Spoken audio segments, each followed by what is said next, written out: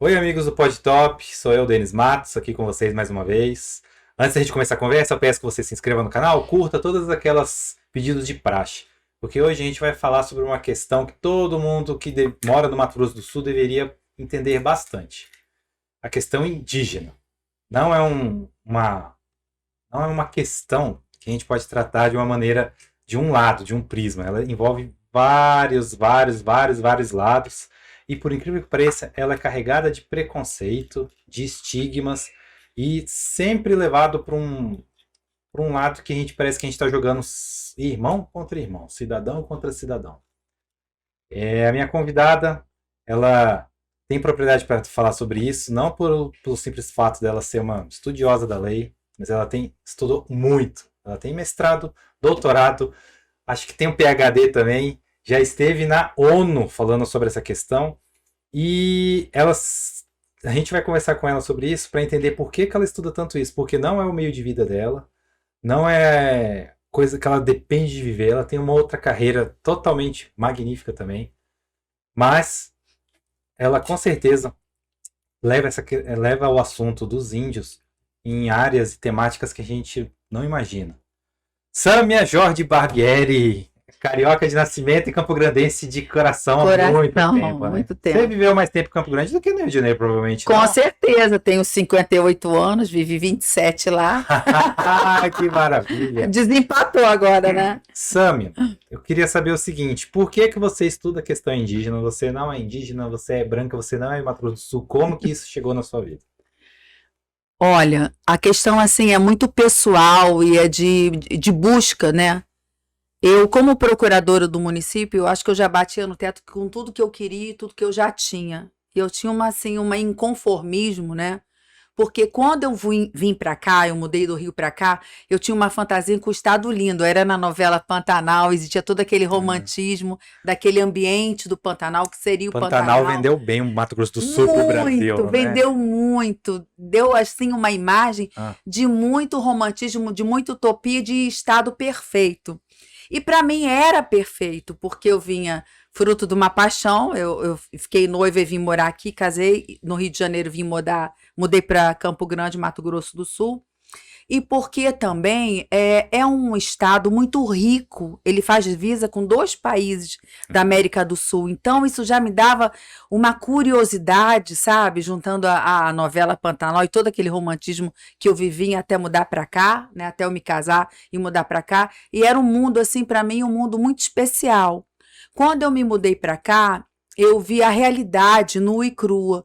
Eu fiquei muito revoltada, sabe? Da forma como os índios eram invisibilizados. Quando você vai no sul da Bahia, você vê o descobrimento do Brasil, tudo é bonito, né? A visão que é mostrada do índio é uma visão bonita, todo mundo vai comprar fantasia de índio, coloca miçangas transcendentais, sai de arco e flecha, é um orgulho. E aqui eu sentia, diferentemente, alguma coisa muito ruim, muito pesada. Até posso dizer um ódio interétnico, né? Você não conhece o índio, você não estuda e você não gosta, né? Até no âmbito do trabalho dentro da OAB, quando eu falava de congressos de direitos humanos, que a imagem tinha que ser do índio, as pessoas falavam, não, a gente quer mostrar um Estado moderno, civilizado, por que vai botar o índio? Eu digo, mas é a cara do Estado, eu acho que a gente é universal. Engraçado esse estigma, né? Muito, é uma coisa assim que... Eu vim de Brasília, lá a gente viu o índio, o jeito aqui era bêbado, mendigo, vagabundo, umas coisas assim mesmo. Tipo assim, o índio não traz o desenvolvimento, é uma imagem negativa que a gente não quer mostrar. Isso é uma construção mesmo? É uma construção, é um colonialismo, sabe? Ainda é uma coisa de colonizador, de ser um ser humano menor. Eu não se dizia que o índio era um ser sem lei, sem rei, sem alma? Precisou de uma bula papal para considerar o índio como ser humano? Então, por aí você vê toda uma estrutura, né, que foi construída. E também, nos tempos mais modernos, dizendo, o índio vai contra o desenvolvimento do Estado brasileiro, o que não é verdade, né? E essa questão do índio também, a colocação do índio, da situação que ele se encontra, vem muito de uma colocação do Brasil alinhado à política americana, e o americano queria bases militares, né? Então precisou de bases dentro do centro do Brasil, onde tinham as tribos indígenas. Isso foi na era Vargas. Então houve uma grande dizimação dos índios, entendeu? Então eles foram ligados a uma coisa, vai contra esse Brasil desenvolvimentista, pujante que a gente quer.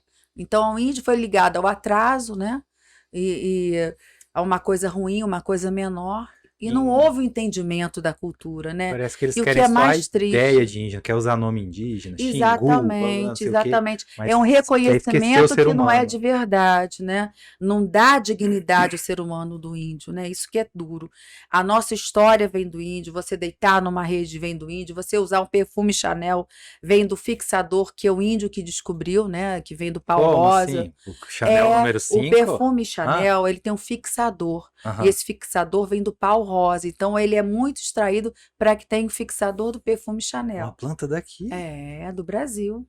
Que já foi Que a gente não deve devastada ter royalties, desde os anos provavelmente, 50, né? não. E a gente não recebe em royalties, né? A gente tem a pilhagem do conhecimento tradicional ancestral, que vem fruto da observação da natureza, de forma ágrafa, oral, geracional, mas esse não existe um valor agregado, né? Quando você toma um remédio captopril, que é um remédio para pressão, Sim. você paga royalty, é uma holding suíça. E a origem dele também é E a origem dele é da veneno da jararaca. A vacina do sapo também são para questões Nossa, anti-inflamatórias. não teve uma vez Tudo vem do conhecimento. Os japoneses não ancestral. queriam tomar o açaí? Os não foi? japoneses Como é que foi essa história? patentearam Uai! a Asahi Foods. Assim, o açaí não é mais brasileiro, então? Ele foi repatriado Como que é para essa o história? Brasil. Como? Repatriado não é uma figura jurídica, é uma figura leiga que eu estou explicando para dizer que ele foi retomado para o Brasil. Nossa, que tem uma coisa mais brasileira que açaí, como que o japonês patentia? Para você ter noção, houve um movimento no norte do Brasil, principalmente no Acre, com passeata de 12 mil pessoas. Queríamos o açaí de volta para o Brasil. O que aconteceu? Os executivos, sei lá, a empresa foi lá, pegou e simplesmente foi lá e patenteou. Que isso pode ser feito. Você vai Com primeiro, certeza, é seu. Agora, o Brasil não existiu uma lei de proteção, né?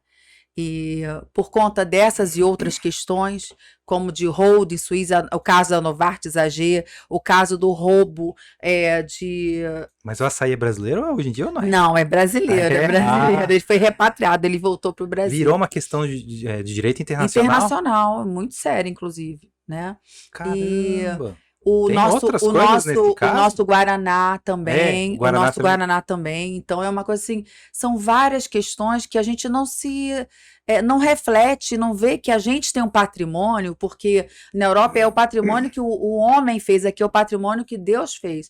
Eles não têm mais recursos naturais para gastar, então eles vêm para cá, né, para realmente pegar todo o conhecimento indígena. E o mais interessante disso é que você roubando o extrato de uma planta e o conhecimento tradicional, você economiza bilhões de dólares em pesquisa. Porque a pesquisa deles é geracional, é de 5 gerações para trás. Olha, esse chá de quebra-pedra é bom para os rins. E você pode colocar e patentear como remédio que vai funcionar, entendeu? Já tem os resultados. Exatamente. Por conta disso que surgiu uma medida provisória 2186, chamada medida provisória da Novartis AG e do caso da Natura, que se apropriou também do sabonete de murmuru. Sim, então, quando famoso. você também tem caso de litígio. Exatamente. Como? Inclusive, o que acontece? A Natura, ela fez uma escola, criou uma comunidade, colocou tecnologia, fez uma sala de computação, sabe? Fez tipo uma escola para poder pagar. Na Amazônia? Exatamente, no norte do Brasil, para poder pagar o acordo. Foi feito com a Procuradoria da República local, né? Então, são tantos casos que as pessoas não têm conhecimento. Aí vem a Natura e fala, esse conhecimento é da fauna e flora brasileira. Não, esse conhecimento é roubado do conhecimento ancestral dos povos indígenas. E tem que pagar royalties. Deu até gatilho isso aí. Tanto que a gente vê caro, né? E muito caro, né? E assim, é um roubo e é uma vergonha a gente produzir uma Mas me coisa que é fala da roubada MP, de foi nós em que mesmos. governo? Como é que A, aconteceu a, a ela? me- MP foi do tempo da Marina Silva como Ministra do Meio ministra do Meio Ambiente. Ambiente. Governo, primeiro mandato do governo do presidente Lula, né? Exatamente. Uhum. E tinha o filho do Sarney também, que era Era ministro presidente do do Meio Ambiente. PV.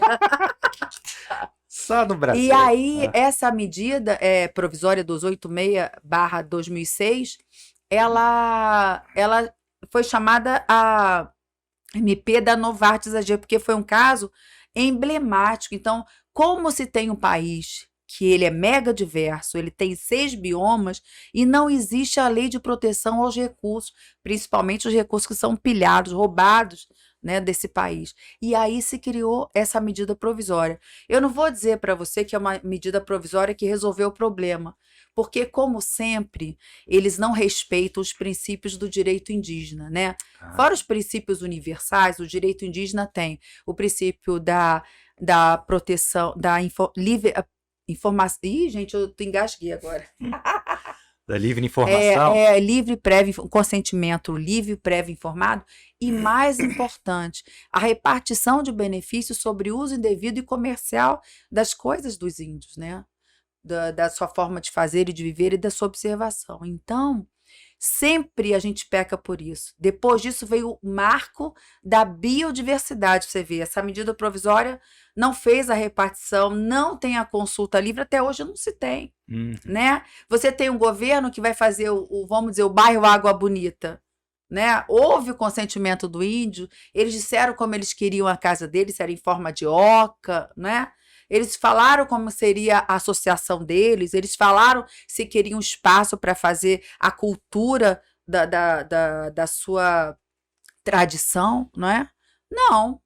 Então, nunca o governo consulta nada sobre a questão indígena, né? Isso nunca é observado, né? Nós temos vários pactos internacionais que o Brasil assina e ratifica. A gente tem a Convenção 69 da OIT, que é um braço consultivo da ONU, né? Que veio desde o tempo do Tratado de Versalhes, que é uma Sim. continuidade muito antigo, né? Veio depois. A gente tem até uma Declaração Universal dos Direitos dos Povos Indígenas, tem a Convenção Americana dos Direitos dos Povos Indígenas, né? E pouco se sabe, né? E quem interpreta todas essas leis é o Judiciário, é o Poder Judiciário, é o Poder Legislativo, é o Poder Executivo. E aí vem a questão: quem tem interesse nisso, né? A gente vive um paradigma muito grande, o ser, a dignidade, né? A convivência fraterna, né, com a natureza, com a biodiversidade, o respeito à natureza, e a gente vê o capitalismo, a voracidade, o agronegócio, né, coisas que são conflitantes e não devem ser. A gente via viver num estado desenvolvimentista, sim, mas reconhecendo a cultura indígena. Por que eu quis vir morar aqui?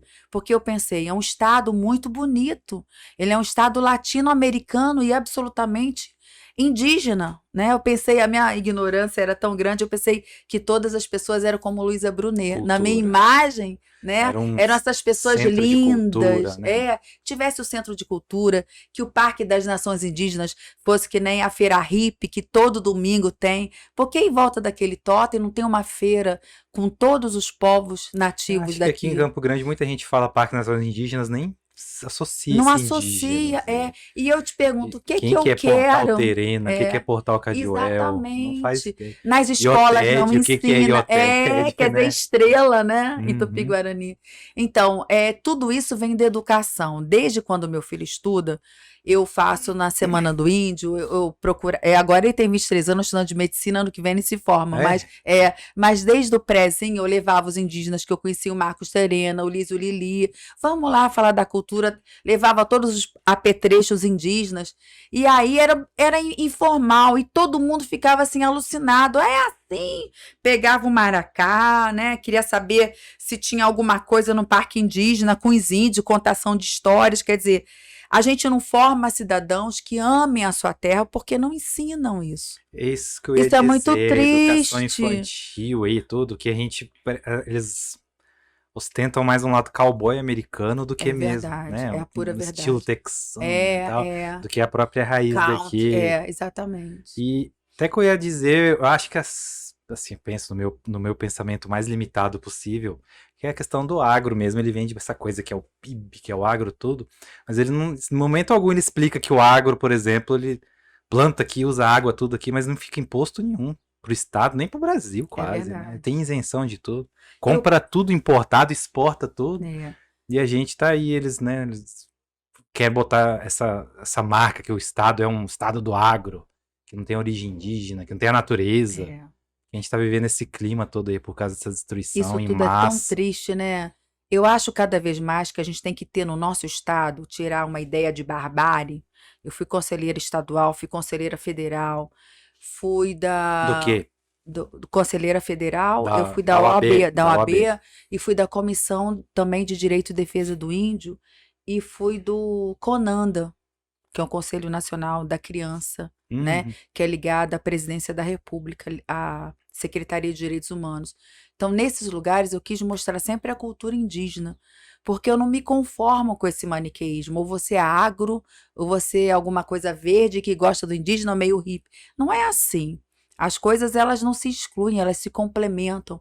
E aí a gente fala de um agro, assim, muito fundamentalista, né? Mas tem tantas pessoas do agro que são interessantes, que são ligadas à natureza, que pode ter uma fazenda sustentável, né? Até com uma parceria com os povos indígenas, que não vem a terra como um produto, através de uma monocultura que acaba com o solo, eles fazem diversificação para o solo descansar. É toda uma visão holística, né? O índio, quando vê a terra, ele não pensa, o que eu posso produzir e ganhar dinheiro? Ele pensa como um ser espiritual que faz parte daquilo, né? A cosmovisão dele e a mundividência levam a ele pensar que são parte daquilo.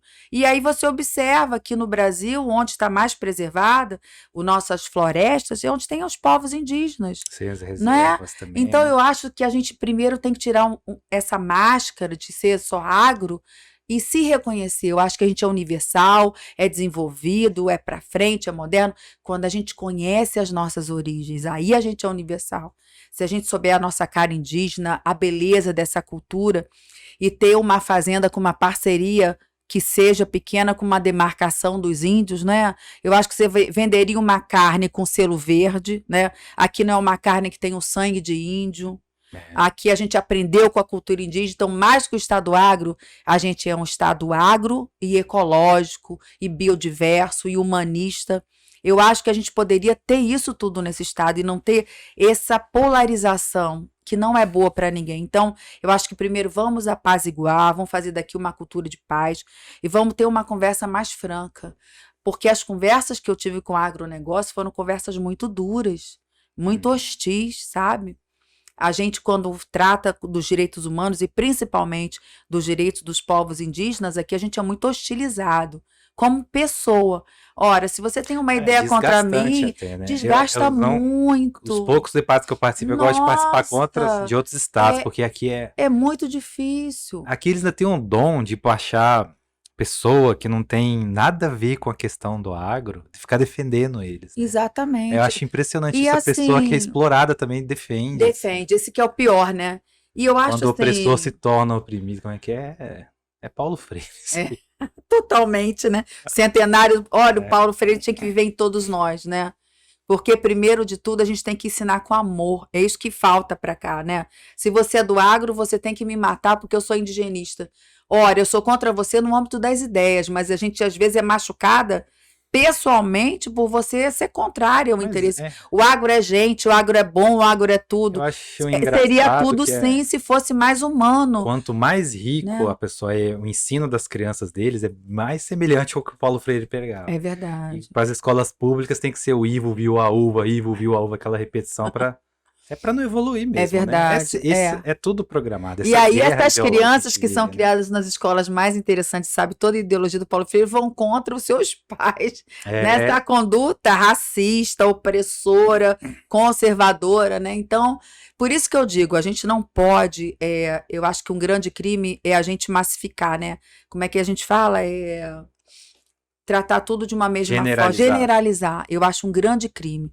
Hoje a gente tem pessoas que são do meio rural, que têm outra visão, sabe? É uma visão mais humanitária, uma visão mais ecológica, de ter uma fazenda que preserve a natureza, que não dissemine com Até tudo. porque senão daqui uns 20 anos, o que vai Não plantar? tem nada. Os agrotóxicos estão cada vez mais agressivos. Nossa, você vê em Dourados o índice de câncer que tem por conta do agrotóxico, né? Por exemplo, essa questão do climate change, a questão do câmbio climático é uma questão que a gente ouve na ONU. Aliás, eu queria falar um pouco disso, porque a minha estada na ONU realmente mudou a minha vida, você foi parar sabe? na ONU, é que hoje nós estamos gravando num dia que, coincidentemente, foi o dia que o Jair Bolsonaro esteve na ONU, praticamente uma visita só para gastar dinheiro do contribuinte. Foi inútil, né? Fechou e tal, enfim. Você esteve lá em 2019, né? Por quê? Como que você foi parar lá? Eu comecei Antes você já tinha 2007. Contato, né? A minha história é muito bacana, assim. Eu sou procuradora municipal desde 91 e em 2000 me deu aquela crise, sabe? Assim, poxa, eu já tô feliz na minha carreira, já tô batendo no teto, eu quero fazer alguma coisa que me faça levantar e ter amor, sabe? Ter os meus olhos, assim, serenos e fazer alguma coisa. Fazer algo pela comunidade, você não queria só ficar ali no seu Não, eu tava conforto da carreira, vamos dizer assim, eu já estava engessada, já estava bem, a gente já tem uma estabilidade, já tem uma felicidade por trabalhar com coletivo, né? Você trabalha com interesse difuso e coletivo, então isso é muito prazeroso. Você trabalha com uma massa de um município, isso é lindo. Mas a questão humanitária batia muito em mim, e essa desigualdade, na verdade, isso vem de uma história de família, né? Meu pai sempre foi um médico humanista, foi do movimento médico revolucionário, sempre foi uma pessoa muito sensível. Foi perseguido pela ditadura? Foi muito perseguido pela ditadura. Eu nasci em 63 e fui escondida. Por quê? Porque se pegasse meu pai, poderiam levar os filhos dele, acabar com a família, né? Mesmo? Matavam as pessoas. Então, a gente não tem noção do que ele passou, né? Ele trouxe... No Rio de Janeiro, e no Rio no né? Rio de Janeiro. Tem uma história muito engraçada, que lembro do papai, no tempo da ditadura. Ele trouxe um tio meu para estudar de Belém do Pará, lá na casa dele no Rio, e ele passou para a Marinha. E na Marinha, esse meu tio, ele foi trabalhar como médico da Marinha. Ele foi trabalhar no CENIMAR, era o Centro de Informação da Marinha de Inteligência. E o nome do meu pai começava com A. E o primeiro nome que ele viu era do meu pai. Ele viu o nome do irmão dele lá para ser interrogado. É cunhado dele, mas era um cunhado irmão. Entendi. Eles tinham a mesma profissão, eram médicos e tinham a mesma especialidade. Eram ortopedistas. E o meu tio morava em casa. E aí ele contou, né? Ele teve uma crise, porque não se podia contar nada, mas ele morava com meu pai. Meu pai já tinha uns 5 filhos, eu sou a 5ª filha. E ele ficou com esse drama de consciência. Sabe o que ele fez? Ele pegou toda a biblioteca do meu pai, totalmente socialista e totalmente vanguarda, e tinha a lixeira, era um incinerador. Você jogava na lixeira que descia, incinerava. Enfim, ele queimou a biblioteca da vida do meu pai. Sem ele saber? Foi para proteger ele. Para protegê-lo. Quando meu pai chegou, ele ficou muito triste. Foi assim uma briga. Ele se falava assim, monossilabicamente, durante os 20 anos. Depois eles fizeram as pazes, mas meu pai ficou muito triste. Aí ele falava, mas Anísio, você queria que eu ficasse com uma viúva com 5 filhos para criar? Lembra o caso do Rubem Paiva, que foi mais ou menos exatamente, Sumiu e o sem nome, fazer nada. E cadê o corpo? Não sei. O caso da Zuzu Anjo, eu só quero o corpo do meu filho, né? O coronel lá, o general, falou, aqui não tem ninguém. Quando estava lá embaixo, nos porões, esquartejado. Então, as pessoas não têm noção do que a gente passou. Por isso que a gente tem um medo desse governo, né? E desse conservadorismo todo, porque a gente sabe onde vai dar. Eu fui produto disso, né? Então, eu sempre tive essa visão humanista, vinda do meu pai, dessa desigualdade que é muito humilhante, né? Você não ter nada na sua vida porque você não nasceu numa família abastada, você não tem direito e oportunidade de ter educação, a evoluir, né? Depois do governo Lula e dos governos mais progressistas até se tem, né? Mas até então não tinha. Então, Isso é essa uma questão ferida tão sempre aberta no Brasil, né? demais, demais. É Inclusive, isso que foi tem o que fato da gente acabar. não ter discutido ela com a lei da anistia, que varreu para debaixo do tapete, É outro que, problema que sério, a hein? gente vê hoje gente pedindo volta disso. É. E eu acho que até foi o que desengatilhou tudo isso, quando É criaram a Comissão da mesmo. Verdade. Você não acha? Foi. Que eles saíram dos quartéis, começaram a apoiar o Nossa, Bolsonaro, por exemplo. O Bolsonaro nunca foi. teve apoio das Forças Armadas na carreira dele. Não, Ele era renegado. ele foi renegado até com uma Mas questão que ele tinha uma doença, né? ele Era, tinha. né? Não é depressão, era alguma doença psicológica que ele foi até esquizofrenia, parece que ele saiu por esquizofrenia e por inconformismo, algumas coisas que tinha ele uma tinha. coisa assim. É inadequação, uma né? ambição desenfreada que tinha Exatamente. Nas coisas dele. Então, essa questão é muito séria. Aí Na questão foram indígena, a Comissão da Verdade esteve aqui. Eu tive na aldeia, eu tive na aldeia tem a história do IPEG. genocídio em Dourados também, que foi muito grande. Né? Tinha cadeia para os índios. Em Aquidauano tinha cadeia para os índios. Isso foi relatório da Comissão da Verdade. Eu fiquei estarrecida. Eu nunca soube disso. Claro, o relatório Figueiredo mostrou isso. Mas até então, o relatório Figueiredo, a gente não tinha acesso ao relatório Figueiredo, porque achavam que ele tinha contra os índios. A cadeia teve a ditadura contra os índios também. Matava os índios na ditadura. Agora, por que o motivo, eu realmente não consigo entender até hoje. Tem umas coisas que ligam, de novo, à expansão agrária. Insubordinação. Eu li um livro do Rubens Valente que fala bastante disso. Ele é maravilhoso. A ditadura e a morte dos indígenas, principalmente os guaranis. É uma dizimação absurda, né? Então, a gente tem que saber da nossa história, né? A grilagem que foi feita nessa terra. Isso que é uma pena, né? Porque assim, a gente fala de uma condição de privilegiado, eu falo assim, não preciso esconder isso, de muito privilegiado, que só teve acesso a esse tipo de educação, essa informação por causa dos privilégios. E é verdade. Cada vez mais as crianças de escola pública, todas são cada vez mais limadas disso. É verdade. Eu que fez o ensino médio, tirou sociologia, tirou ensino de tudo, daqui a pouco vai tirar sociologia, filosofia, história, né? Tirou tudo que a gente precisa saber. Ficam pregando tanto assim, é ensino técnico, você tem que fazer ensino técnico para ser o operário na indústria. Nossa, lembra até a Revolução Industrial, né? Uma coisa departamentalizada, sem cabeça, né? E eles estão voltando lá para o Charlie Chaplin virando chave. Exatamente. Isso que é uma pena, né? E aí, voltando à questão da ONU, a partir de 2000, eu falei, eu quero voltar a estudar, né?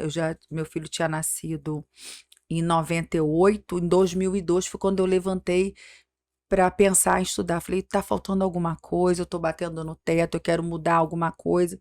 E aí o meu marido foi o meu grande impulsionador dessa história, porque a gente sempre conversou muito, e essa questão indígena me deixava muito angustiada, indignada, verdadeiramente, né? Eu não sei se é porque eu vim de uma família muito humanista, você vê, meu pai era assim, se eu fazia aniversário, as pessoas que vinham me visitar saíam com presente. A gente sempre foi assim, muito diferente, pensava no coletivo, né? A gente estava feliz se todo mundo estivesse vibrando junto. Então, quando eu vi a situação no estado de barbárie, de invisibilidade, principalmente de exclusão, né?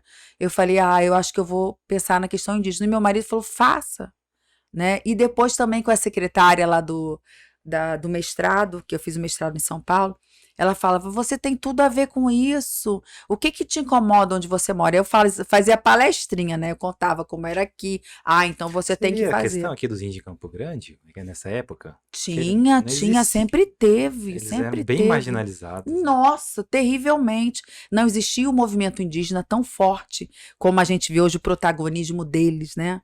O protagonismo deles hoje é tão grande que foi até para a questão política. A gente tem uma deputada federal que é uma só. Olha o que essa mulher sozinha fez, a Joênia Wapichana. Ela criou uma frente parlamentar mista. Ela se juntou com o meio ambiente, com Alessandro Molon, e hoje ela tem... Ela regimenta 235 deputados sobre essa questão. Se a gente para pensar... Você vê uma mulher... Né? O deputado indígena antes que teve, que foi o Juruna, Mário virou Juruna, piada, né? Fizeram tudo para deturpar a história dele, para ser piada. Na verdade, ele era um homem muito inteligente, tinha muita dificuldade, né?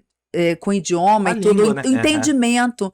Pensa você nos Estados Unidos, você tem que pensar inglês para falar inglês, te dá até dor de cabeça. A mesma coisa dos índios, né? A dificuldade deles, o Tsterena não, eles têm uma evolução linguística, né? Assim, linguística, né? Eu acho que é porque eles foram criados com os fazendeiros, eles leram a Bíblia, foram, né, educados de outra forma, mas sim. E então eles têm uma estratégia, um monopólio linguístico muito bom. Outros nem tanto, você vê. Os Guarani Kaiowá, eles são absolutamente espirituais. Tudo que eles fazem, eles se ligam ao sublime, ao sagrado. Então eles são mais ensimesmados, mais trancados, mais contidos. Eles, né? Por isso são muito sentimentais, né? Por isso que dói tanto ver como eles vivem, né? E como eles são dizimados, né? Isso é muito triste. Então, tudo isso me deixava, assim, muito preocupada. E eu pensei, o que eu vou falar no mestrado, né? Eu vou falar da questão da progressividade do IPTU, né? Isso já não me fazia tanto sentido na minha vida. Queria falar alguma coisa para fora, para mudar a sociedade. E aí eu pensei na questão indígena. O meu orientador, doutor Luiz Antônio Risato Nunes, onde você fez? Fiz na Unimes, Universidade de Santos, Metropolitana de Santos. Saía daqui para ir lá? Eu fiz na PUC, mas a PUC foi muito elitista. Eu fui até a entrevista, mas dali eu não passei mais. E aí a minha amiga, não, você vai ter que fazer comigo. Eu falei, mas nessa faculdade eu não quero, que é a faculdade em Santos, eu vou ganhar uma barraca de praia, não, tô fora. Não, Sâmia, Santos é uma cidade histórica, é uma cidade muito bonita, é uma cidade que tem uma cultura muito arraigada do ensino, você vai ter que conhecer. Aí fomos fazer a prova, quando a gente chegou lá, era toda a galera da PUC que não tinha passado, tava lá. Mas era numa sala enorme, na reitoria lá, uma sala enorme. Aí eu falei, amiga, aí ela falou uma coisa que ela escreveu, eu falei, ela fez X, eu fiz Y. Eu falei, amiga, uma de nós não vai passar, ou nenhuma de nós. Qual era diferente? Cada uma falava uma coisa, interpretou diferentemente a pergunta, né? Mas como um bom advogado que fundamenta, ele consegue a sua, né? Cumprir até o fim a sua tese, certeza, né? As duas passaram e nos tornamos estudantes, só que ela foi morar em São Paulo, porque era um curso muito sério, muito forte, era todo o pessoal da PUC, os docentes, sabe? E era toda semana. E se você faltasse 2 semanas, você perderia o semestre. Então, a gente não podia faltar e era muito forte. Você tinha que vir ler 5 livros e já falar para a próxima aula. Realmente foi um momento de muita redenção, assim, ao ensino, sabe? A me aprofundar, a ser uma pessoa melhor, uma mãe melhor para o meu filho. E aí, realmente, eu me entreguei. Só que o meu orientador, ele ficou assim muito indignado comigo. Ele falou, mas minha filha, você vai sofrer muito. Não existe material de pesquisa sobre isso na área do direito. E aí eu falei, por isso mesmo que eu vou fazer, porque o senhor é uma pessoa tão humanista, era um desembargador de São Paulo, mas era uma pessoa tão iluminada, tão diferenciada. Eu falei, o senhor falando isso, agora que eu vou ter que fazer para criar uma estrada sobre esse tema. E aí foi muito bonito que depois de muitos anos ele mandou uma mensagem e falou, olha, eu quero te fazer uma coisa com você, eu quero me redimir com você. Você estava no lugar certo, na hora certa, e continue nesse caminho. Para mim foi assim um dos maiores prêmios, sabe? Qual foi essa tese do mestrado? O mestrado foi em 2002, acabou em 2005. Não, do que você falou? Eu falei dos direitos constitucionais dos índios. Eu coloquei o índio onde eu imaginava que seria. Porque se fala do índio sempre de uma questão de uso e posse de terra, na questão civilista privatista. E eu acho que o direito indígena, ele vem do índio como sujeito internacional de direitos humanos, entendeu? Vem das declarações e tratados que o Brasil ratifica e assina, vem da OIT, né, da Organização Internacional do Trabalho, da Convenção 69. Então, eu acho que o índio ele tem um arcabouço muito mais amplo do que se falar só de uso e posse de terra dentro de uma questiúncula dentro do direito civil. Então, o índio é direito internacional dos direitos humanos, é direito internacional, é direitos humanos e principalmente direito constitucional. Porque o direito indígena, ele não é só o artigo 231 e 232 da Constituição, ele permeia toda a Constituição. Quando ele fala das terras dos índios, quando ele fala do ambiente equilibrado para as nossas e futuras gerações, ele fala do direito indígena, que o indígena é que permanece a manutenção na terra de forma com equilíbrio sustentável, com ecossistema, pensando no universo como um todo e fazendo parte da terra e não dizimando a terra, procurando ser produtivo para ganhar dinheiro, entendeu? Aí você acha que nos governos progressistas ali do PT, ele trouxe esses pensamentos mesmo à tona? Olha, estava tão arrasado que o pouco que eles fizeram foi muito, ou realmente eles deixaram a desejar? Eu para te falar uma visão assim muito ampla, não existiu no nosso país nenhuma política indigenista séria. A impressão é que a gente tem que as pessoas não estudam, não entendem, não sabem o que fazer com o índio, né? Nós temos desde 1934, nós temos o direito indígena nas constituições, né? Até de 1988, mas as pessoas não entendem a questão indígena de verdade. Nós não temos uma política indigenista, nós não temos uma política de Estado para a questão indígena. É só você ver o que estão fazendo com a FUNAI. A FUNAI não é de governo, ela é de Estado. Ela não tem sido tratada como tal. Aliás, nesse governo, tudo é ao contrário, né? Se você tem uma ministra de Direitos Humanos, ela é contrária aos gays, tem uma política contrária, né? Racista. Você tem o ministro da Agricultura que não é a favor da agricultura, é a favor do agrotóxico, dos venenos. Não é? Você tem o ministro do Ambiente que vende a madeira, não é? Exporta a madeira, né? Com o selo brasileiro de educação, que não gosta da educação, que é contrário à educação. Você tem o presidente da FUNAI que é contra o índio. Então, aqui é tudo o contrário nesse governo, né? Então, é difícil a gente pontuar alguma coisa. Mas, para te falar a verdade, o governo que mais demarcou terra indígena foi o governo Fernando Collor. Parece até uma ironia, né? Com certeza. Mas é verdade, ele que demarcou mais terra indígena nesse país. Então a gente falta, eu não sei se é porque o processo de demarcação é um processo muito demorado, ele tem muitas fases, é um processo declaratório. Ou ele é uma parte da coisa ali? Porque parece que demarca a terra e cria um ódio em cima. Eu vejo a Raposa do Sol virou objeto do ódio das pessoas, né? Porque olha, o direito indígena, ele é muito, assim... É um estudo psicológico, é você saber se colocar no lugar do outro, sabe? Hoje muito se fala da palavra empatia, né? Ou a gente pode ir para a Bíblia, amar o outro como a si mesmo. Eu acho que é de umas coisas mais difíceis, né? Então, a gente não se coloca no lugar do índio, não entende o índio, na verdade. Então, e não tem uma política séria sobre isso. Os avanços dos índios só aconteciam nos presidentes acidentais, porque o Parque do Xingu foi o Jânio Quadro. Se não tivesse feito, o Parque do Xingu foi uma das coisas mais lindas que podia acontecer, né? Os irmãos Vilas Boas se descobriram indigenistas, eram funcionários de uma autarquia, multinacional, né? Do gás.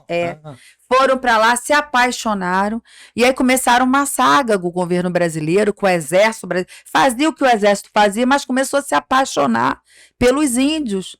E ele falou, não, vou defender esses índios, como o Marechal Rondon, né? Morrer sim, matar nunca, né? Ele também era um indígena, Bororo e Terena, né? O Marechal Rondon. E aí também na esteira dele veio um Darcy Ribeiro, que também foi sertanista junto com ele, da missão dele. Então os irmãos Vilas Boas descobriram o Brasil de verdade, o Brasil profundo, né? O Brasil das raízes, da história. E eles se apaixonaram e passou a ter essa questão indígena como um ponto de honra e uma missão de vida, né? E aí falaram, não, a gente vai ter que... E aí o Parque do Xingu, para te falar a verdade, para os índios foi uma grande agressão, para muitas pessoas humanistas, historiadores, antropólogos também, porque o que aconteceu? Cada índio é um universo, né? Cada etnia é um universo. E até Corrá, para cada um tem significado especial. E aí o que se fez? Fez um parque nacional que se colocou mais de 14 etnias misturadas ali. Um fazia cestaria, o outro plantava amendoim, né? E se juntou todo mundo ali, foi uma verdadeira loucura, né? Mas depois de mais de 50 anos, a gente entendeu que foi uma forma de sacrifício para a cultura deles, mas também de entendimento, de falar, você faz cestaria, eu faço semente de amendoim, os Caiabi fazem até 40 tipos de semente de amendoim, outro faz não sei quantos tipos de milho. Eles aprenderam a conviver. Exatamente, né? Vamos exportar, não é? E aí começaram a sobreviver autossustentável, com a sua própria cultura, né? Ter uma vida mais tranquila. Agora foi muito interessante quando a gente a gente sempre fez aqui na Comissão Permanente de Assuntos Indígenas, do ABMS que a gente presidiu, a gente fazia a Semana do Índio. E na terceira Semana do Índio, uma coisa assim, que ficou muito registrada na minha cabeça, a Ivone Brandão, que foi uma museóloga que fez e formou o Museu das Culturas Dom Bosco, como ele é lindo, né? É um museu de linguagem internacional. Os italianos vieram aqui pensar a forma mais imponente, interessante de se fazer. Você anda no chão, você vai vendo os artefatos indígenas. É um museu maravilhoso. E aí, para fazer uma interação museu, universidade e ordem dos advogados do Brasil, a gente fez a terceira Semana do Índio dentro do Museu das Culturas Dom Bosco. A Ivone Brandão, que foi grande amiga do Darcy Ribeiro e foi muitas vezes no Xingu, conhece muitas etnias do Parque Nacional do Xingu e trouxe uma etnia Calapalo. O cacique Faremar, ele aparece até no filme do Xingu. O cacique da etnia Calapalo, que vem com aquele cordão dos mais lindos, que é feito com caramujos. Então é aquele branco aqui, bem forte, sabe? É um colar bem imponente. E eles vieram a caráter e eles vieram aqui. A Ivone falou, Sâmia, vamos... E a gente fez uma unidade também com as escolas municipais, estaduais, para participarem da Semana do Índio. Importante, e essas crianças ouviram do cacique Calapalo as histórias indígenas. Olha que coisa linda, ele vestido como indígena, né? Só que e aí levamos ele para dar um tour pela cidade e conhecer as nossas aldeias urbanas. Qual não foi a nossa surpresa quando ele chegou na Marçal de Souza? Ele chorava, ele falava, eu não sabia que os meus parentes viviam assim. Tem que pagar água, tem que pagar luz, eu vivo na natureza, eu como o que eu pesco e o que eu planto. E chorava, como se ele dissesse, meus parentes não são mais índios, né? Nesse momento a gente entende como o mal foi necessário. O mal que eu digo, forçar as etnias entrarem no avião e a irem para o Parque do Xingu obrigadas, né? Mas a gente viu que foi uma forma, talvez intuitiva, de salvar, né? Tantas etnias tão importantes. Isso foi tão interessante, sabe? A história do Parque do Cajuel também é um objeto de estudo, porque tá lá, né? Mais que do tempo do Império, mas aparentemente ela tá protegida. Exatamente. Né? Os Cajuel são, assim, uma etnia muito privilegiada, né? Porque eles foram agraciados pela Guerra do Paraguai, pelo brilhantismo e apoio, né, aos brasileiros na Guerra do Paraguai. Os terrenos foram abandonados, né? Um pouco do Guarani também. É porque os Cajuel são os índios cavaleiros, não é? Tanto é que tem vem dos Guaicurus, tem até aquela lança, né? Então eles foram muito guerreiros, foram bravos guerreiros. Então foram muito necessários na guerra, né? Então eles receberam títulos mesmo, né, de honraria do governo brasileiro. Né, o tempo de, não sei. E são bravos mesmo. Então, eles são os índios mais privilegiados. Eles são os índios fazendeiros hoje em dia. Eles têm terras, né?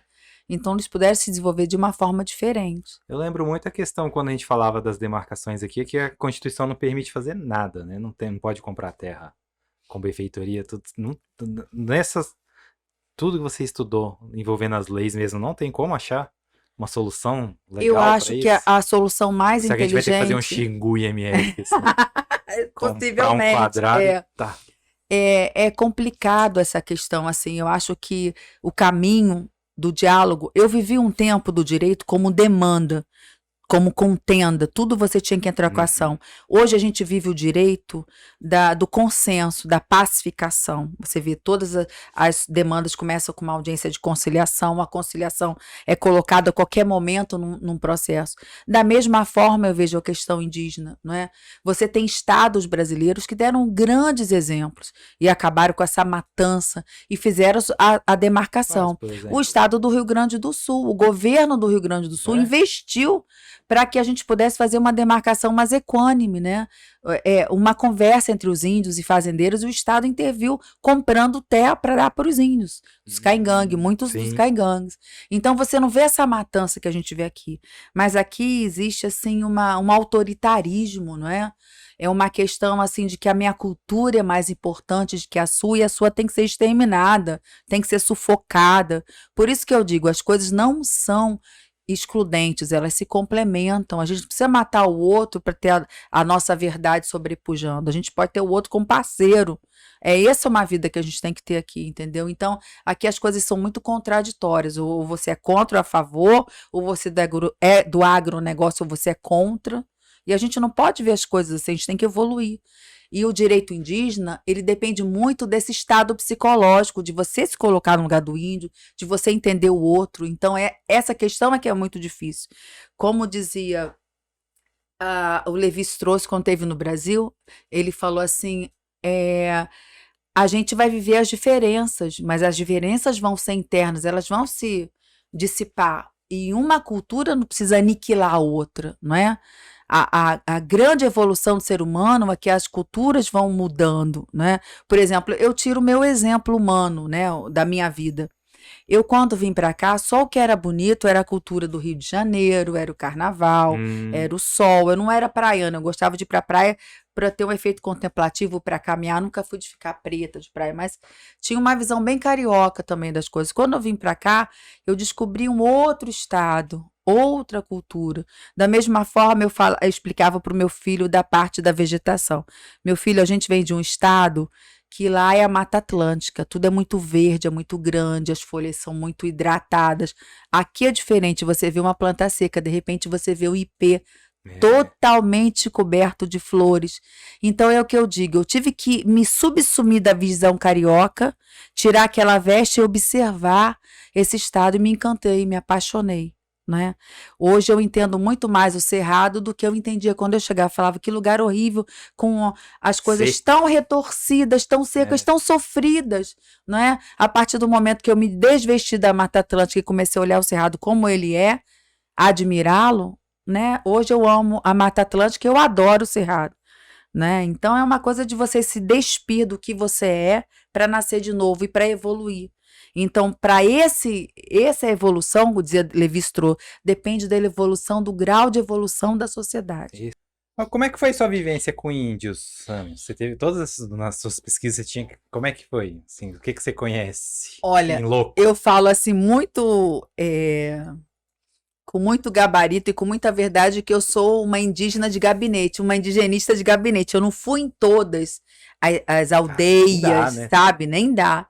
E eu queria fazer um trabalho assim de falar dos índios, não dos índios de Mato Grosso do Sul, mas dos índios como povos, de uma forma geral, né? Do seu trabalho, sua pesquisa, mas esquece que você é servidora pública, né? Você tem na sua... eu sempre tive que cumprir horário. Servidora pública era que não havia um trabalho voluntário, nossa, mas já foi conselheira federal também, ainda tem essa... Sua família toda ainda tem... Ainda tem uma produção, meu filho. Tem que começar a fazer um curso de gestão de tempo também, ensinar para o pessoal como é que faz isso. Ó. Assim, eu sou uma pessoa que quando eu faço muita coisa eu fico muito bem. Eu sou muito diversificada. Então, se eu fosse só procuradora, eu não ia ser feliz. Eu tinha que fazer muita coisa.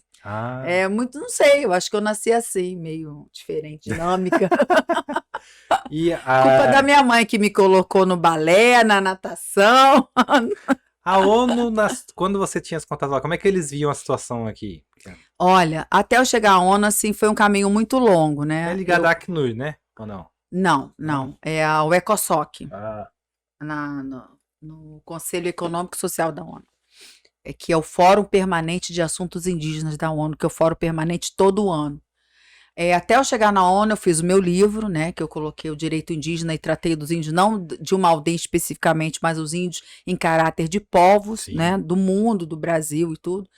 E fiz esse trabalho e nesse tempo eu fui coordenadora de uma universidade daqui. Ainda foi coordenadora.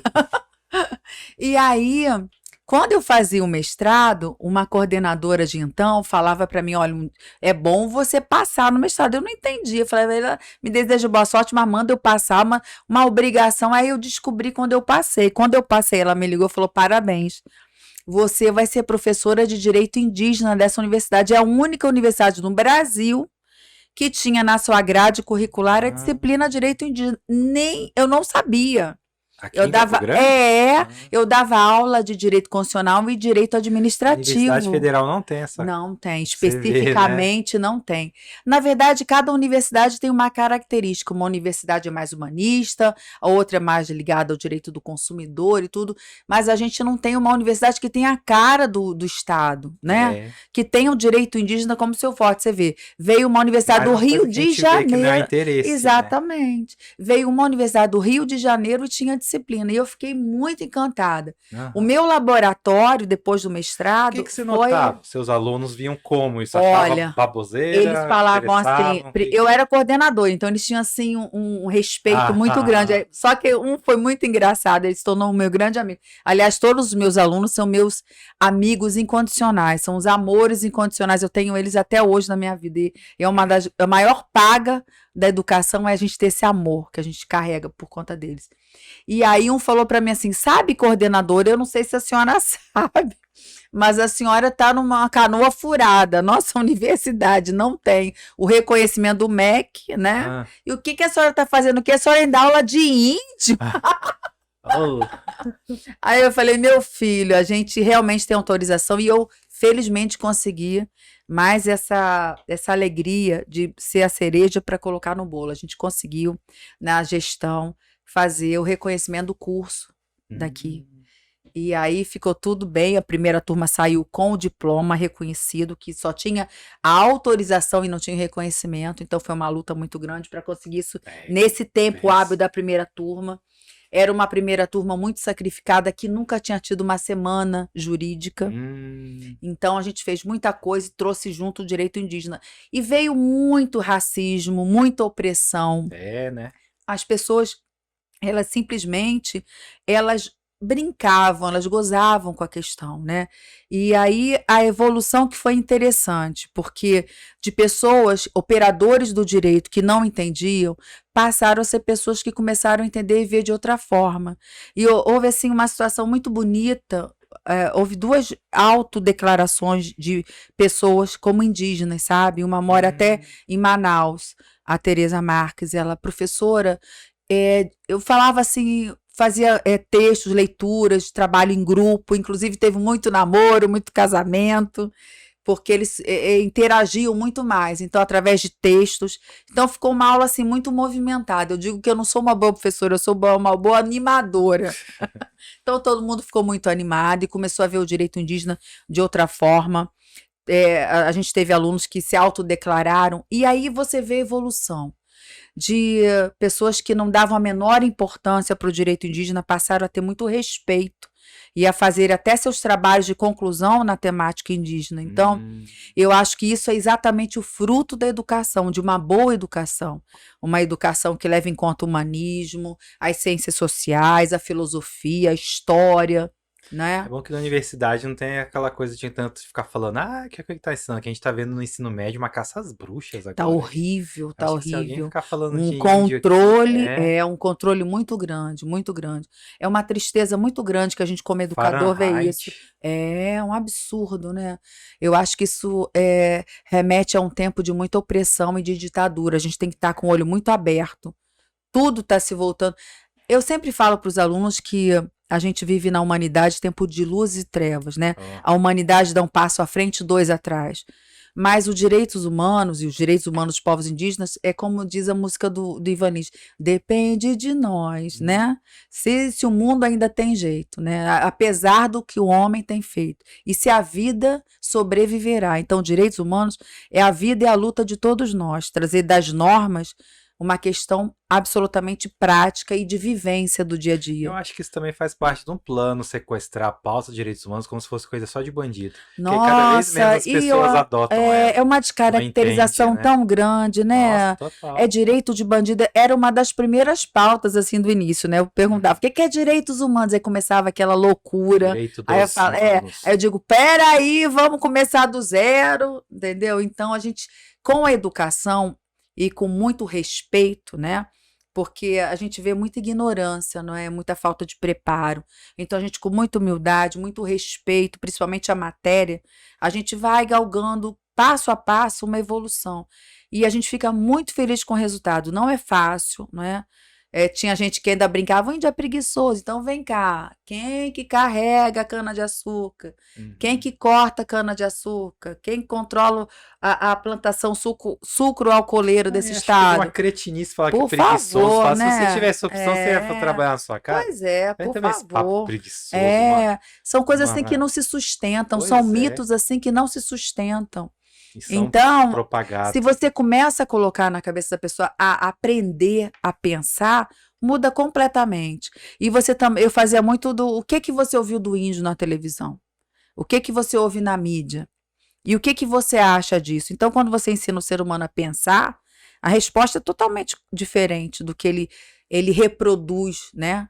De uma coisa que vem muito antes do pai e da mãe dele, essa visão excludente do ser humano. Essa democratização da internet, que todo mundo tem voz, também aumenta basicamente o racismo, o preconceito bastante, o ódio também, ele é mais disseminado, né? Porque quando você aumenta a base, sempre aumenta os preconceitos, racismo. Eu pensava diferente da internet, mas ela tem sido usada com tanto ódio, né? Com tanto racismo e as pessoas se escondendo, né? Uma coisa assim muito... eu acho que é o lado Z do ser humano, né? Um lado muito obscuro, né? Tava lá e aí escondido atrás de uma identidade fake, né? Assim, eu acho que a gente está mostrando assim uma cara muito estranha ultimamente, né? E o sofrimento, né, tem feito as pessoas ficarem assim muito desconectadas, né? Não acreditar nas instituições. A sociedade sofre, em vez de se unir, aí que ela aí que desagrega mesmo, né? Você vê, você tem que ter respeito às instituições, você tem que ter uma pessoa que comande, que tem excelência moral para você acreditar. Porque eu digo assim, a educação, por isso que eu falo, eu não sou boa professora, eu sou boa animadora e motivadora.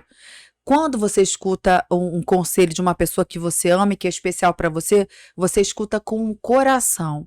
Quando você não gosta daquele professor, quando ele é arrogante, quando ele não abre o canal de comunicação, e principalmente Paulo Freireano, canal do amor, não existe comunicação, né? Então, quando você trabalha com a verdade, você mostra uma forma nova de viver, de pensar e principalmente de respeitar as instituições e de gostar das pessoas que estão te comandando, é outra vida, é outra energia, não é? A gente está levado para um lugar que a gente não sabe assim qual é. Muito desânimo, né? De muita depressão. É uma melancolia que dá na gente, é uma tristeza que a gente não sabe o que é, né? Agora a gente começa a se encontrar, parece que começa a se conectar de novo com o que é bom, com o que é sagrado, tá junto, né? Ela caminha junto, precisa desse contato. Precisa. É que nem você, eu falava muito assim, eu não vou na igreja, eu sou a brasa que queima fora do braseiro. Mas quando você vai num ambiente, ou numa igreja, ou numa reunião, ou numa festa, você sente uma força tão vibracional, né? Que você sai dali leve. Então, eu acho que está fazendo muita falta. Essa pandemia veio para registrar a maldade, a transgressão do ser humano contra o outro ser humano, né? Veio para registrar as diferenças, o racismo, a intolerância, um verdadeiro terrorismo de pessoa para pessoa, né? Porque você pensa diferente, eu sou contra você, você é contra mim, eu tenho que te matar. Onde já se viu isso? Tem que deixar de existir, eu acho isso tão bizarro, horrível, horrível. Não tem nem 60 anos que o Holocausto, viu o que era aquilo aí. 60 anos não é nada, é um topo na história não é nada, né? É tão recente, anos, praticamente, né? A gente tinha escravo. Né? O Brasil foi o último país a, né, abolir realmente a escravatura. Impressão que na marra. E o racismo é muito velado, né? A gente também vive no estado velado. E muito forte. Muito forte, muito forte. Eu estava falando essa coisa de coordenador. Esses dias eu fui conversar com uma coordenadora de um curso. Aí eu tava de paletó, que eu fui entrevistá-la, tá? E do lado tava um rapaz, é preto ou negro que eu falo, né? Preto, de cor preta, né? Preto, bonito. Eu aprendi com a minha mãe preta. Assim, eu não sou negra, eu sou de cor preta. E aí ela falou assim, ela me viu assim, falou, tá, fulano, que assim, né, que eu sei que você que é, né, tá agitando a galera, tudo. Então aí ele falou, sou eu. Que ele que era o líder, assim, de coisa. Ela achou que era eu, nunca tinha estado lá porque eu tava arrumando gente, tá vendo? Estrutural, que coisa, assim, né? na marra. Eu falei, eu não sou isso nada, que o racismo ele que é o mestre, nem vou falar muito, senão vão identificar, vai ficar chato. Que coisa, né? Impressionante. Que é pro doutorado, né? Que coisa.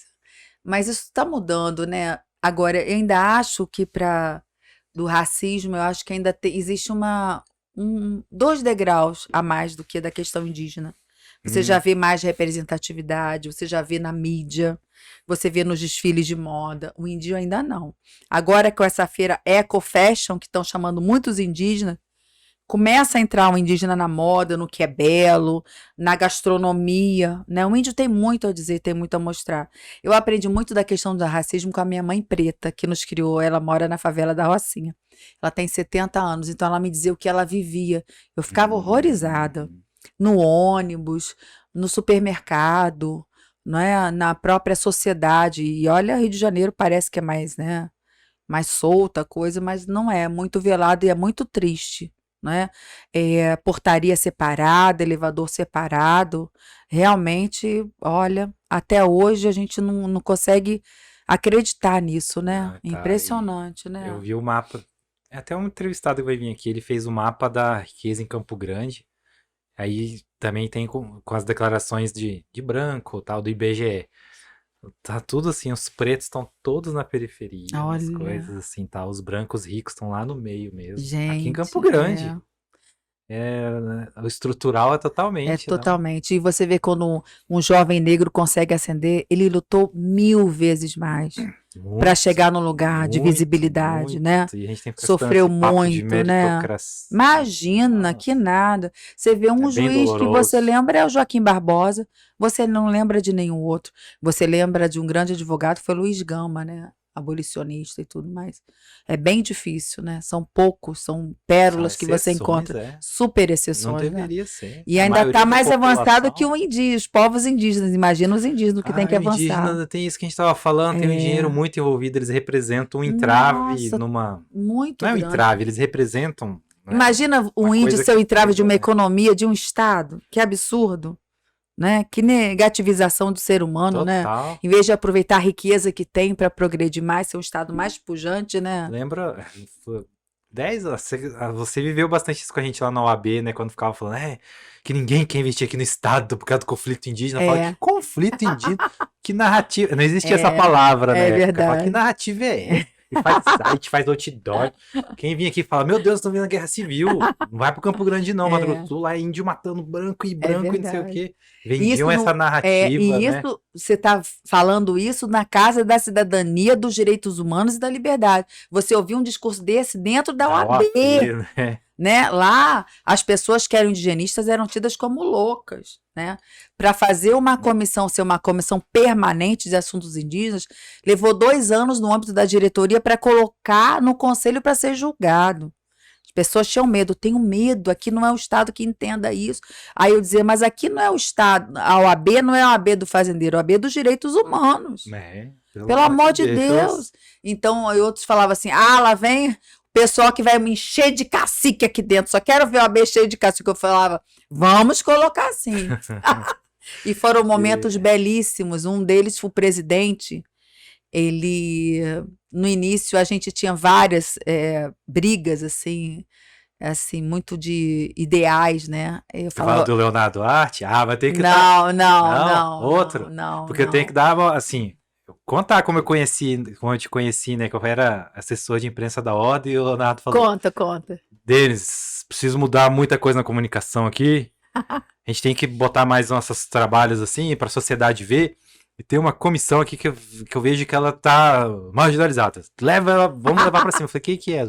Comissão dos Direitos Indígenas. Eu falei, vamos. Foi e daí mesmo. Eu lembro que a gente levava, certo, botava no SBT, todo o povo ficava... Vocês fizeram um trabalho lindo de visibilidade. Eu sou muito grata a vocês. Era o que a gente conversava, falar, mas esse estado é de índio, a gente tem que falando do direito índio, gente. E você vê qual é a pauta do dia hoje na mídia nacional, PL 490 e marco temporal. Você vê que não é uma questão pujante até hoje, né? Só que ela saiu do Brasil para reverberar fora. Ninguém vê o Brasil sem a Amazônia e sem respeitar os direitos dos povos indígenas. Ninguém vê.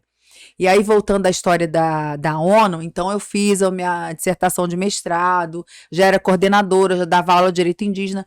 Procurava editoras para publicar o meu trabalho da dissertação de mestrado, que era um trabalho assim, busquei ser muito conteudista, de trazer material de pesquisa para antropólogos, para pessoas do meio, né, e estudantes também.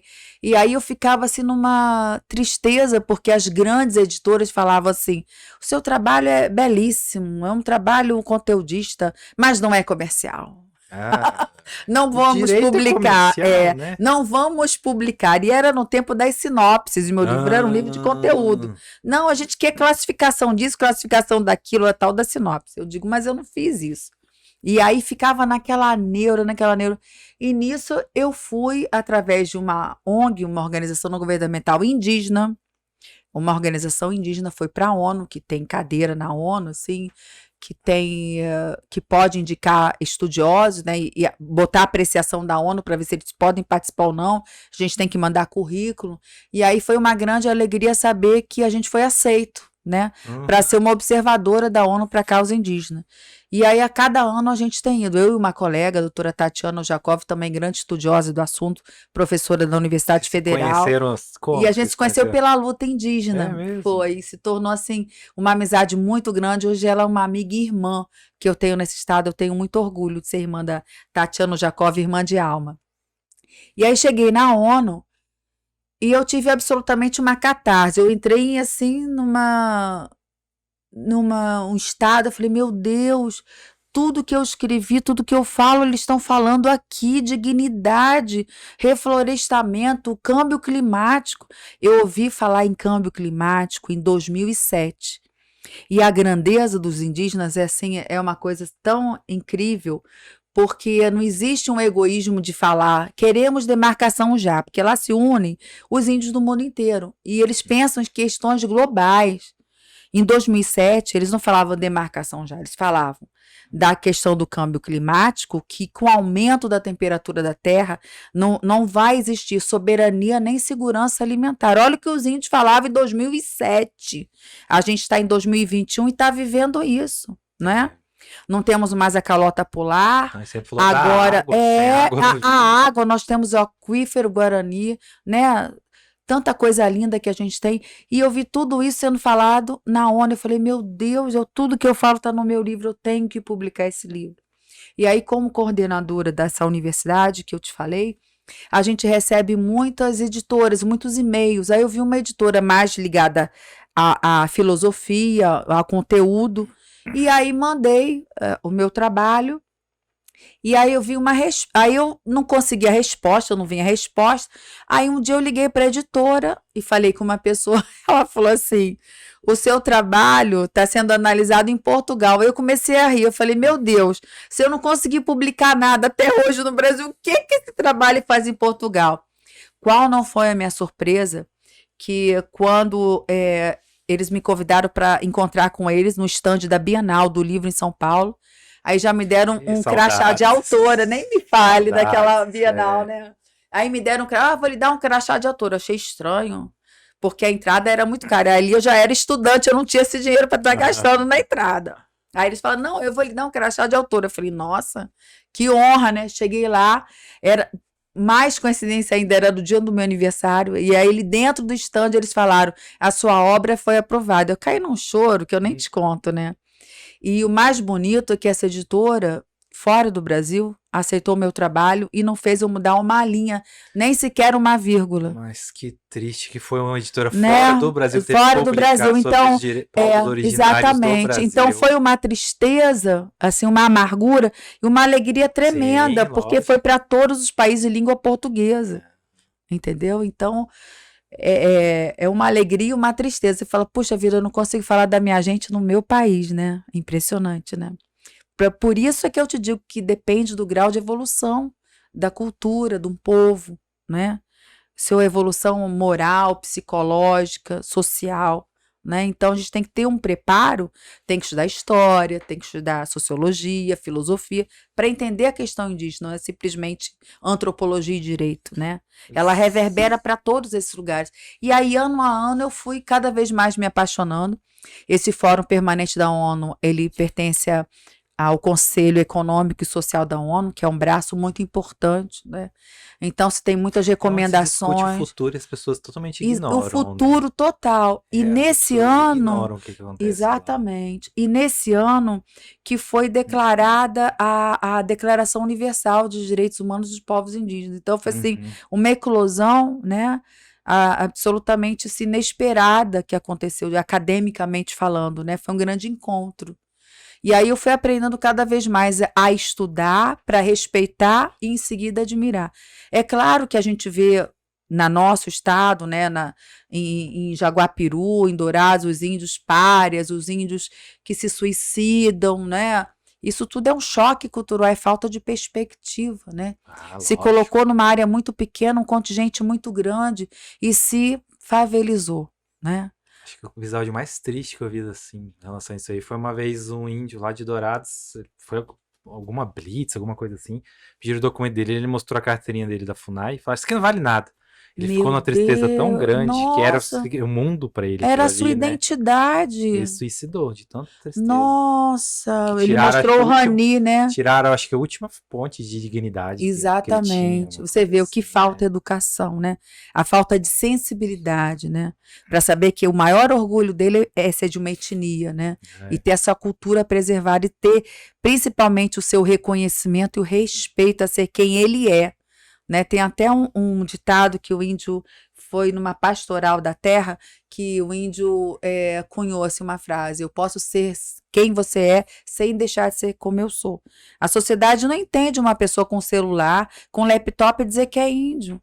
Gente, a questão indígena é interior. Essa questão é do branco de achar índio. O que o índio tá fazendo com o computador? Exatamente, aí, né? O índio não. O índio sabe o que ele é, o que ele representa. Essa é uma questão da intelectualidade branca. E ele vai à luta. Né, com toda a parafernália tecnológica, olha aí o Eloy Terena brilhando, olha a Samara Pataxó, olha o Ivo Macuxi, grandes advogados indígenas. E a gente está no segundo protagonismo, né? Também, tem que ser muito celebrado. Doutor Wilson Matos, doutor Wilson Capistrano. Não, esses dois, cadê eles? Eles estão aí na luta. Doutor Wilson Matos em Dourados, Wilson Capistrano aqui, que ele também é advogado criminalista. Doutor Marcos Antônio Ruiz, que mora em Rio Verde, que é de uma poesia. A gente fazia a reunião e ele transcrevia para o idioma dele, indígena, fazia desenhos, tudo isso fazendo as laudas da reunião. Eu falava, mas como que o senhor pode ouvir, desenhar, escrever no seu idioma, prestar atenção, escrever corretamente? Você vê a capacidade, né? A concentração que parece que a gente está regredindo, mas acho que se a gente pega todos os fatos... Tem um livro muito legal que chama Full Factness, que ele mostra os panoramas dos últimos 200, 300 anos, que a gente aparentemente evolui mesmo, que nem a gente estava falando. Há 100 anos tinha escravo. Há 60 anos mataram um monte de judeus baseados só na ideologia criminosa. Então, será que... A gente tem que lembrar muito do Hitler para não deixar acontecer de novo, né? Novos e falsos messias e profetas. Não pode deixar ninguém querer celebrar. Não pode, criança, não. De maneira botando nenhuma. suástica no braço. Isso aí que absurdo, né? Que absurdo. Isso é gente que não estudou história, né? Não sabe. Que será representou. Que se a gente ter esses multiplicadores cada vez mais assim... Será que muda essa geração, não? Nossa, olha, o movimento indígena, desde a década de 70, ele vem transformando a sua situação e tornando sujeito de direito no âmbito internacional. Tanto é que tem uma declaração e tem a Convenção Americana. Isso é fruto do trabalho deles, da gestão política deles, social e de organização. Eles que estão indo com as próprias pernas. Todo mundo fala, são ONGs que vão empurrando. Não, eles têm organização, a gente não pode subestimar. Quantos advogados eu lhe falei que são indígenas, não é? E hoje a gente vê o protagonismo de verdade. Também fala das ONGs, que é ONG internacional, né, que quer mexer. É só o Ministério Público, né, a Procuradoria da República, o Tribunal de Contas, fazer uma análise de quantas são que elas fazem, né? Para a gente poder falar com gabarito, porque falar através de fake news, não é desabonar todo um trabalho que é feito, né? Você vê a articulação dos povos indígenas do Brasil é uma realidade. Esse protagonismo vem deles mesmos, né? Claro, tem a Comissão de Justiça e Paz, tem a CNBB, né? Que é a Comissão de Justiça e Paz é da CNBB, tem o Conselho Indigenista Missionário, que também é da igreja, mas eles falam por si, a gente não pode subestimar o protagonismo deles. E eu digo que a gente hoje vive o segundo protagonismo, que é o protagonismo político. Né? Que é o necessário. Que é o que mais precisa. Como é que você vai fazer política pública para o índio se não tem um índio lá para falar o que ele precisa? O ato de maior rebeldia foi se a gente um dia elegesse um senador índio aqui. Nossa, ia ser maravilhoso. Elege fazendeiro, ia ser maravilhoso, né? Um vereador que fosse. Um vereador, não conseguimos um vereador, né? Que vergonha, Pois né? é. Não conseguimos mulheres, né? Que é outra situação. Isso é o nível de atraso, né? Quantas mulheres tem na Câmara e na Assembleia? Por aí você vê. Na última gestão não tinha nenhuma. Nenhuma. Então tem muita coisa para caminhar, né? Tem que caminhar. Acho que a gente conversando assim, que é pelo menos dar um fiozinho de esperança. É tão bom a gente juntar as ideias, né? E trocar, né? Eu acho que essa troca é que é rica, que a gente evolui, né? E que a gente pensa num futuro com esperança. Cadê a esperança, né? Eu lembro na faculdade tinha um professor, o Edson Silva, que conversava bastante sobre questão de reportagem. E aqui tinha Como é que você começou no jornalismo? Me conta. Eu conto história desde quando era pequeno. Era um caminho natural fazer jornalismo. Desde pequeno eu falava que queria ser repórter. Eu falava, todo mundo entrevistava. Contava as coisas pra todo mundo, né? Se eu posso falar que eu fui realizado estudando, foi mesmo. Que eu estudei o que eu queria, sempre beleza, foi o que eu queria. Né? E trabalho hoje, sustento minha família com o que eu gosto. Que maravilha, né? Isso é um privilégio, né? E de pessoas que lutam, né? Muito privilégio, muito mesmo. Tá fazendo o que eu gosto mesmo. Todo dia gostar e falar, eita, hoje eu fiz uma coisa que eu gostei. Levantar com o olho brilhando, né? Com vontade, né? E esse professor tava contando histórias assim daqui, também de tribos. Aí uma aluna falou, mas é que eu fui no Rio. Ela era de Guatemi, filha de fazendeiro.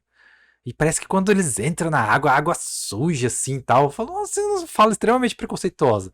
A professora guardou, no primeiro trabalho que teve, ele falou, você vai ter que fazer um trabalho lá na tribo dos índios, assim, a sensação vai passar. Que beleza! Aí meteu uma convivência nela, deve ter ficado uma semana lá. Nossa! Mudou, conheceu, assim, uma vida inteira dela recebendo aquelas coisas de preconceito. É verdade. Devia ter 18 anos. Ele usou a terapia da cognição, né? Vai lá provar e ver se é isso mesmo. Já tinham conhecido, já a pura empatia, né? Que teve que beleza, que bacana. Apesar de ter ido por causa do medo, que ela era muito CDF, ficou com medo de reprovar. Mas ela teve que honrar a postura de boa aluna, mas foi contra gosto, mudou, né? E... Viu como é que muda? Foi a experiência do ensino, foi assim também. Tinha muitas ideias, não era no dia do preconceito, mas ideias erradas de como era. Até também na minha carreira de jornalismo, bem no começo, quando eu era iniciante, tive que cobrir uma reintegração de posse. Aí foi tudo aquele bope, foi todo mundo pra guerra. Aí tava todos os índios lá. É um ambiente horrível. Eu vi cheio de criança, falei, gente, se esses caras entrar aí, o que não vai girar? O que eu fiz? Eu fui lá pro meio dos índios. Nossa! Tiveram que me buscar depois lá. Falei, vou ficar aqui dentro. Pra defender. Você até meio que natural. Você sentiu o desnível de forças, né? Totalmente. De um lado um R15. E o que é mais triste, como aqui em Cabu, em qualquer lugar, né? Que a gente veja as pessoas que sofrem. Sempre vão quem? As mulheres e crianças. O que estão fazendo hoje? Queimando casas de rezas. Os inocentes que sofrem mais, né? Os homens são mais nômades, né? Totalmente. Vão mais para o meio público, ficam as mulheres e crianças para sofrer. Com um desnível de forças assim que não tem nem como explicar, né? Você foi humano, você foi gente, né? Tem que ser. Eu lembro que chegava os outros colegas e falavam, o que você está fazendo aí? Eu falei, eu acho que a gente tem que ficar aqui. Olha lá. E é legal que na foto já tiraram uma foto eu lá no meio deles. E tem os PM com os escudos, assim, e tal. É um dos grandes orgulhos da minha carreira. Que coisa linda, né? Que bonito, né? Você sabe que dentro da OAB a gente teve um trabalho muito sério sobre isso, de falar, chamar todo o pessoal, né, que se metia dentro da reintegração, as instituições, falar, vocês seguem o manual, né? De direitos humanos para entrar na terra indígena, o que vocês fazem, o que vocês estudam, qual é a técnica que vocês usam, porque não é assim, não é? Você não pode tratar ser humano como se trata gado. Então, assim, foi uma luta muito grande. Fomos na Polícia Federal, em vários lugares.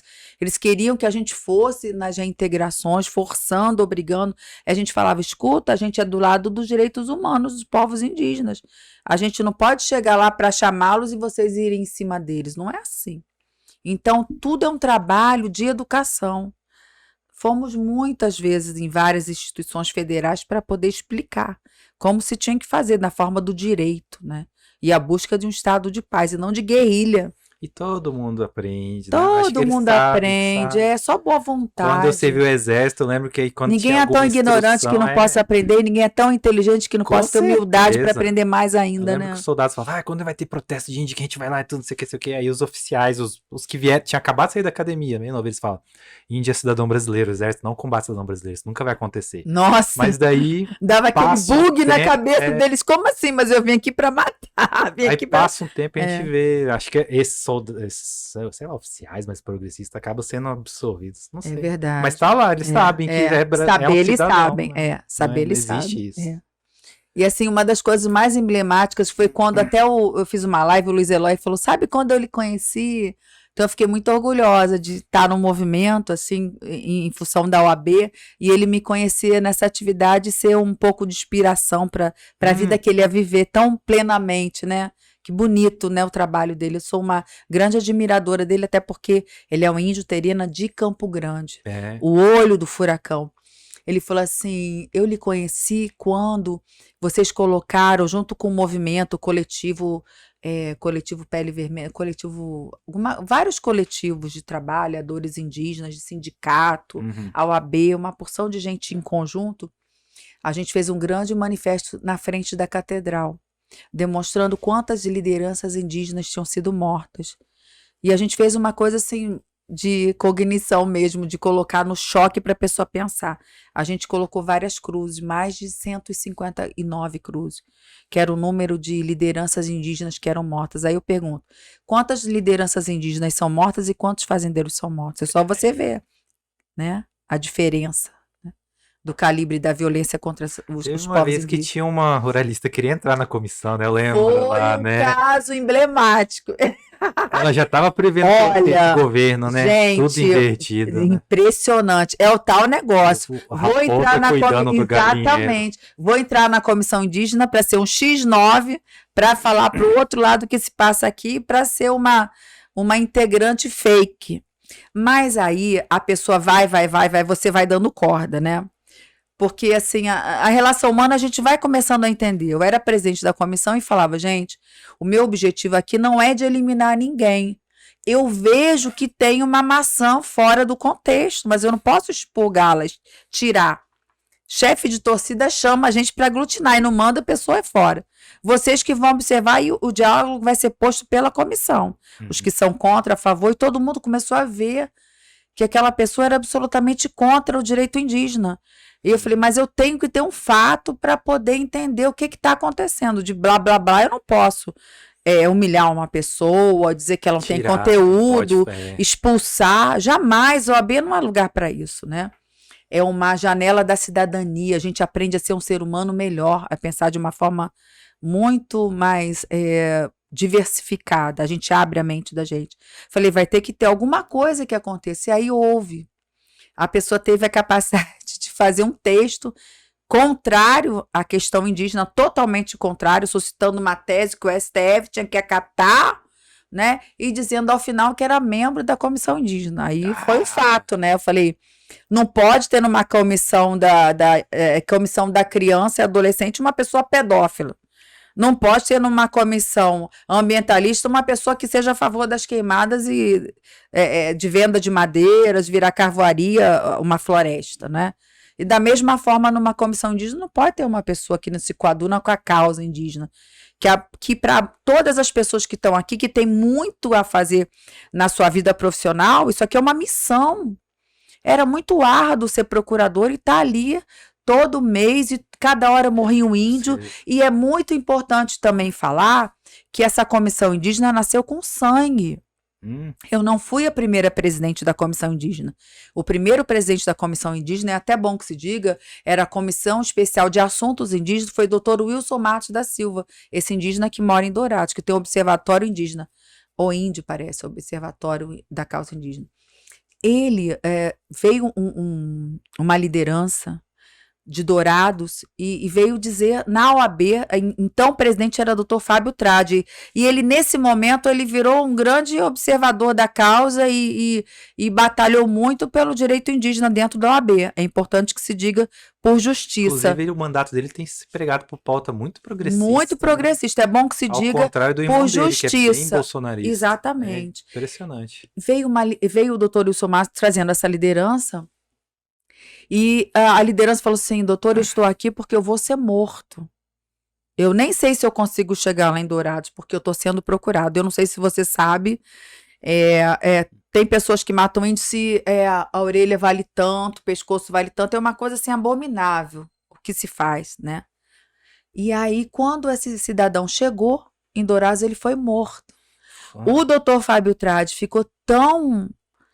estarrecido, tão desesperado. Ele viu aquela pessoa, ele conheceu, ele viu a verdade nos olhos da pessoa, ele falou absolutamente a verdade e aquilo aconteceu. Ele ficou tão estarrecido que ele criou a comissão e colocou o doutor Wilson Matos, que veio trazendo ele, o patrono, né, da situação, e colocando como primeiro presidente. Aí eu substituí ele no novo mandato do novo presidente da OAB e fiz dessa comissão uma comissão permanente. Lutamos 2 anos para que se reconhecesse dentro do âmbito do AB. Tá atuante hoje em dia?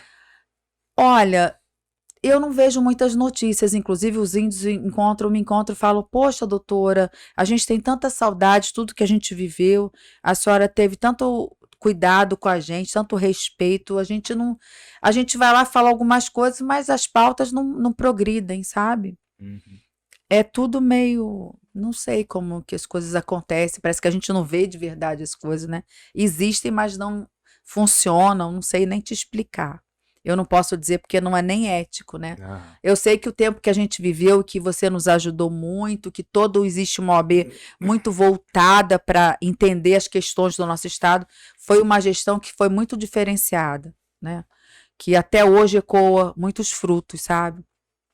Aliás, falando em fruto, eu tenho um grande fruto para te falar, que é o meu novo trabalho, que trata da questão indígena bem ampla, a pedido da minha editora, essa editora que eu te falei, a editora que eu tenho até hoje. Continua com a mesma editora, os mesmos portugueses. E eles pediram para fazer um trabalho assim muito amplo, para tratar da questão indígena de uma forma assim, bem rica e para uma coleção chamada Manuais. Então é um livro de 408 páginas em que ali eu fiz um trabalho, um mergulho profundo sobre toda a temática indígena, né? Revi tudo que eu tinha e coloquei muito mais o marco da biodiversidade, falo de todas as questões que eu entendo pertinentes à causa indígena para todas as pessoas, de uma linguagem assim muito tranquila, não em linguagem de estudioso, operador do direito, qualquer pessoa pode ler. Isso é importante. Né? Então eu queria te deixar essa Quando mensagem. Deve estar previsto para outubro.